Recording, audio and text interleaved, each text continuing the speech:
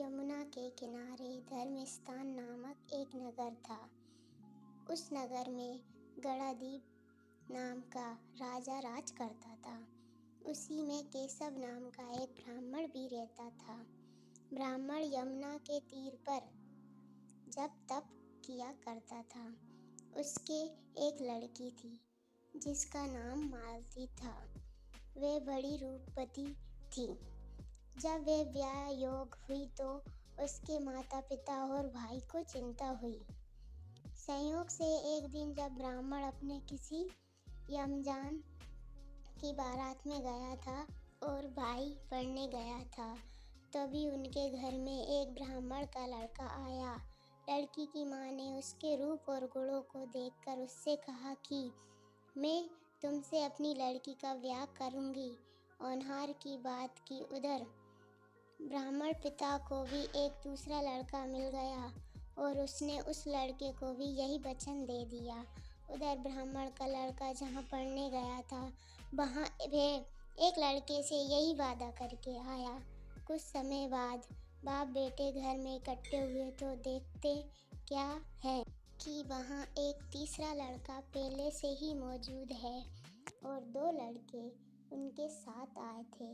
अब क्या हो? ब्राह्मण और उसका लड़का और ब्राह्मणी बड़े सोच में पड़ गए कि ये योग से क्या हुआ कि लड़की को उसी टाइम सांप ने काट लिया और वह मर गई। उसके बाप भाई और तीनों लड़कों ने बड़ी भागदौड़ की, जहर झाड़ने वालों को बुलाया पर कोई नतीजा ना निकला। सब अपनी अपनी करके चले गए। दुखी होकर वे उस लड़की को शमशान में ले गए और क्रियाक्रम कर आए। तीनों लड़कों में से एक तो उसकी हड्डियां चुन ली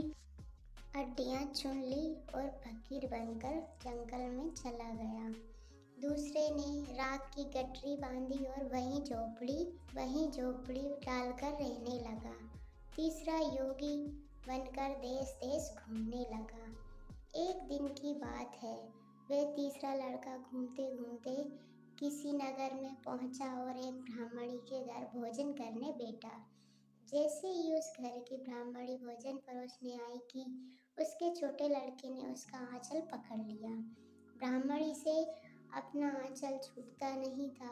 ब्राह्मणी को बड़ा गुस्सा आया और उसने अपने लड़के को छिड़का, मारा पीटा, फिर भी वे ना माना तो ब्राह्मणी ने उसे उठाकर जलते चूल्हे में पटक दिया। ब्राह्मण ये सब देख के बिना भोजन किए ही खड़ा हुआ। घर वालों ने बहुत कहा पर वे भोजन करने के लिए राजी नहीं हुआ। उसने कहा कि जिस घर में ऐसी राक्षसी हो उसमें मैं भोजन नहीं कर सकता। इतना सुनकर वे आदमी भीतर गया और संजीवनी विद्या की पोथी लाकर एक मंत्र पढ़ा। जलकर राख हो चुका लड़का फिर से जीवित हो गया।